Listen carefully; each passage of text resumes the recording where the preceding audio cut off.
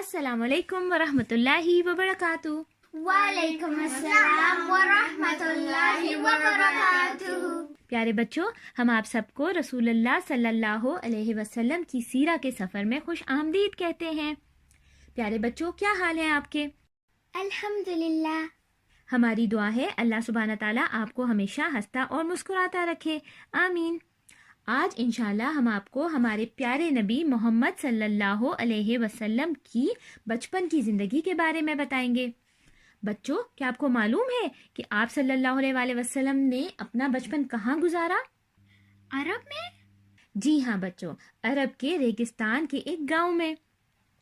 یہ عرب کے شہر کے رہنے والوں کا دستور تھا کہ وہ اپنے بچوں کو دودھ پلانے والی عورتوں کے حوالے کر دیتے تھے تاکہ بچے عرب کے ریگستان کے گاؤں کے خالص اور صاف ماحول میں پرورش کریں اور شہر کی بیماریوں سے دور رہیں۔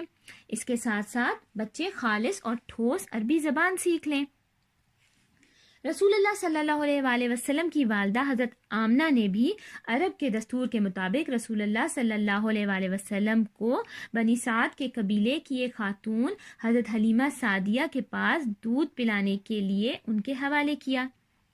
جہاں سے حضرت حلیمہ نے رسول اللہ صلی اللہ علیہ وآلہ وسلم کو گود لیا تھا، وہاں سے مکہ واپسی پر جب ان کا قافلہ واپسی کے لیے روانہ ہوا تو حلیمہ اور ان کی سہیلیاں بہت حیران ہوئیں یہ دیکھ کے کہ حضرت حلیمہ کی کمزور اور سست گدی اب پورے قافلے سے آگے نکل گئی تھی اور کوئی بھی گدھا اس کے ساتھ نہ آ سکا۔ جب حضرت حلیمہ آپ صلی اللہ علیہ وآلہ وسلم کو گھر لے کر آئیں تو ان کا گھر رحمت، برکات اور خوشیوں سے بھر گیا۔ حضرت حلیمہ کی بکریاں جب چرنے جاتی تو دودھ سے بھرپور واپس آتی، اس کے مقابلے میں دوسروں کی بکریاں بھوکی واپس آتی۔ اللہ تعالیٰ کی رحمت سے ان کی بکریوں اور بھیڑوں میں مسلسل اضافہ ہوتا رہا اور ان سے خیر ملتی رہی۔ حلیمہ اور اس کے شوہر کو معلوم تھا کہ یہ برکات محمد صلی اللہ علیہ وآلہ وسلم کی بابرکت روح کی وجہ سے ہے۔ آپ صلی اللہ علیہ وآلہ وسلم حضرت حلیمہ سعدیہ کے بچوں کے ساتھ کھیلتے ہوئے صحرا کی صاف اور پاک ہوا اور خوبصورت قدرتی ماحول میں بڑے ہوئے۔ محمد صلی اللہ علیہ وآلہ وسلم 2 سال کی عمر میں مضبوط، طاقتور اور صحت مند ہو گئے تھے۔ محمد صلی اللہ علیہ وآلہ وسلم حضرت حلیمہ کے ساتھ 4 سال کی عمر تک رہے اور اس کے بعد حضرت حلیمہ نے محمد صلی اللہ علیہ وآلہ وسلم کو ان کی والدہ حضرت آمنہ کے حوالے کر دیا۔ آپ صلی اللہ علیہ وآلہ وسلم 6 سال کی عمر تک والدہ کی محبت میں رہے۔ صرف 6 سال تک؟ جی بچوں، صرف 6 سال تک، کیونکہ جب محمد صلی اللہ علیہ وآلہ وسلم 6 سال کے تھے تو حضرت آمنہ اپنے یتیم بچے محمد صلی اللہ علیہ وآلہ وسلم کو اپنی خادمہ ام ایمن اور اپنے سرپرست عبد المطلب یعنی محمد صلی اللہ علیہ وآلہ وسلم کے دادا کے ساتھ مدینہ لے کے گئیں۔ وہاں محمد صلی اللہ علیہ وآلہ وسلم اپنی والدہ حضرت آمنہ کے خاندان سے ملے اور اپنے والد عبداللہ کی قبر پر بھی گئے۔ واپسی کے سفر میں حضرت آمنہ بیمار ہو گئیں اور انتقال کر گئیں۔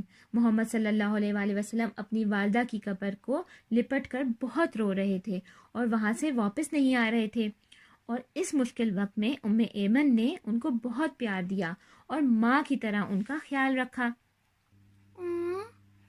جی بچوں، محمد صلی اللہ علیہ وآلہ وسلم کے والد تو آپ کی پیدائش سے پہلے ہی فوت ہو گئے تھے اور اب 6 سال کی عمر میں ان کی والدہ کا بھی انتقال ہو گیا۔ اب محمد صلی اللہ علیہ وآلہ وسلم مکمل یتیم ہو گئے تھے۔ والدہ کی وفات کے بعد آپ صلی اللہ علیہ وآلہ وسلم کے بوڑھے دادا عبد المطلب اپنے پوتے کو لے کر مکہ اپنے گھر واپس پہنچ گئے اور بہت محبت اور شفقت سے آپ صلی اللہ علیہ وآلہ وسلم کی پرورش کی۔ عبد المطلب اپنے بچوں سے بھی زیادہ آپ صلی اللہ علیہ وآلہ وسلم کو پیار کرتے تھے اور بڑوں کی طرح آپ صلی اللہ علیہ وآلہ وسلم کی عزت کرتے تھے۔ پیارے بچوں، آپ کو معلوم ہے کہ آپ صلی اللہ علیہ وسلم کے دادا عبد المطلب کعبہ کے نگراں تھے، یعنی کہ کعبہ کا خیال رکھتے تھے۔ عبد المطلب کے لیے خانہ کعبہ کے سائے میں فرش بچھایا جاتا تھا۔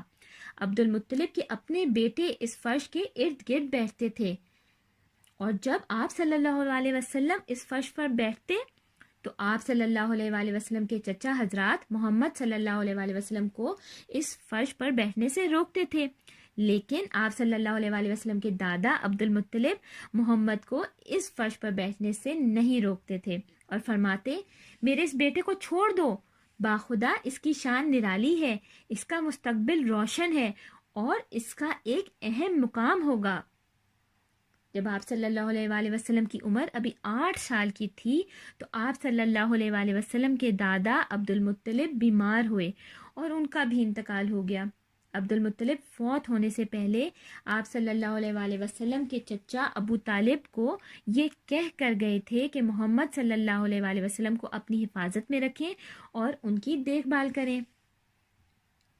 محمد صلی اللہ علیہ وآلہ وسلم کے چچا ابو طالب نے اپنے بھتیجے کی دیکھ بھال بڑی خوبی سے کی۔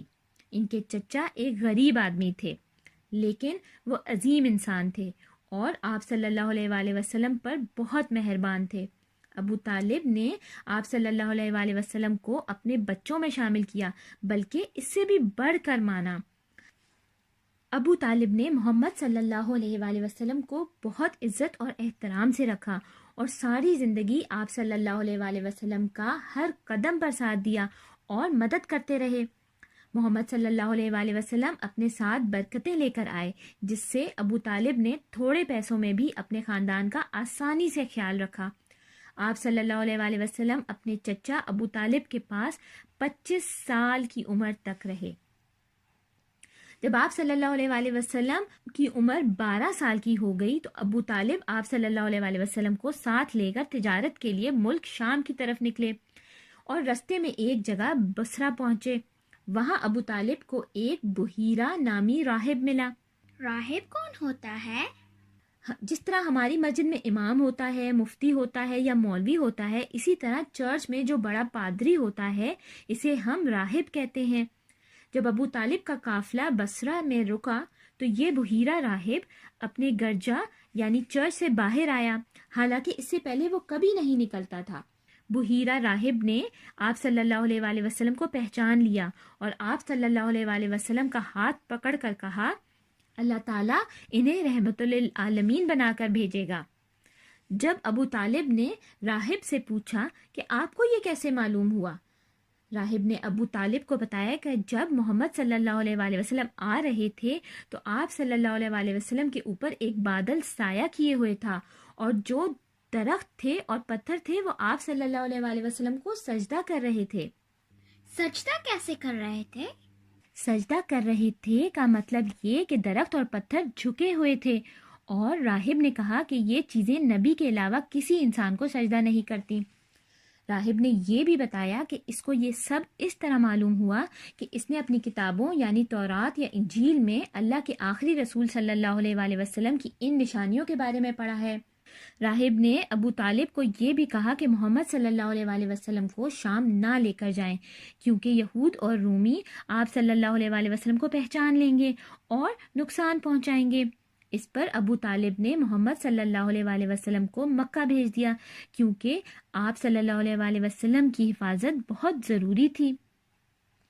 ایک روایت کے مطابق مکہ کے لوگ قحط سے دوچار تھے، یعنی کہ مکہ میں کافی عرصے سے بارش نہیں ہو رہی تھی اور لوگ بھوکے اور پیاسے تھے۔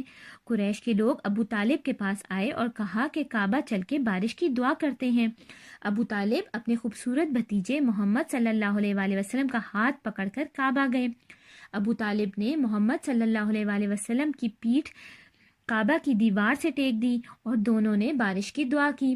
اس وقت آسمان پر ایک بادل کا ٹکڑا نہ تھا، لیکن دیکھتے دیکھتے ادھر ادھر سے بادل آنا شروع ہو گئے اور ایسے بارش ہوئی کہ وادی میں سیلاب آ گیا اور شہر و بیابان شاداب ہو گئے۔ پیارے بچوں، اب آپ کو معلوم ہوا کہ ہمارے پیارے نبی محمد صلی اللہ علیہ وآلہ وسلم نے اپنا بچپن کس کے پاس اور کیسے گزارا، اور آپ صلی اللہ علیہ وآلہ وسلم بچپن سے ہی سب کے لیے رحمت بن کر آئے۔ اگلی دفعہ انشاءاللہ ہم یہ جانیں گے کہ جب محمد صلی اللہ علیہ وآلہ وسلم ایک نوجوان تھے تب ان کی زندگی کیسی تھی۔ اس کے لیے ہماری سیرہ کی قسط دیکھتے رہیے اور اگلی قسط تک اپنا خیال رکھیے گا۔ السلام علیکم ورحمۃ اللہ وبرکاتہ۔